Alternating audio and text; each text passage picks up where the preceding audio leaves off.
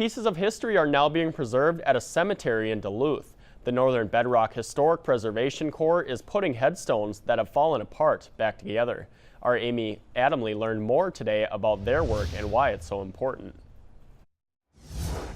History is carved in these headstones, but time has taken its toll. Some of the older stones in the ground can get buried and covered up and even lost. Northern Bedrock Historic Preservation Corps is working to preserve a piece of that history. And they're working to reset some of the toppled monuments and gravestones, as well as clean some of the grass away from some that are encroaching on them. The headstones date back to the 19th century, and it's believed to be the first Jewish cemetery in the state. And that's like a huge part of the history of this area. It really deserves to be, maintained and looked after. Their work requires lifting stones weighing hundreds of pounds. Really good to communicate with your crew and just understanding that we are lifting several 100-pound rocks and there is that inherent risk there. But it's a task they believe is important. I think it's kind of a forgotten and almost ignored area of our history. There's not always a lot of money to kind of upkeep cemeteries once they're put in place.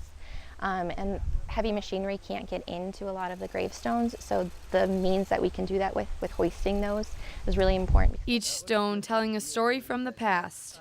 This is the last, monument of this person's life, and it gives you that kind of personal connection. It's really meaningful work, and it's really just gratifying when you're done. Now these stories forever etched in stone. In Duluth, Amy Adamley for Eyewitness News.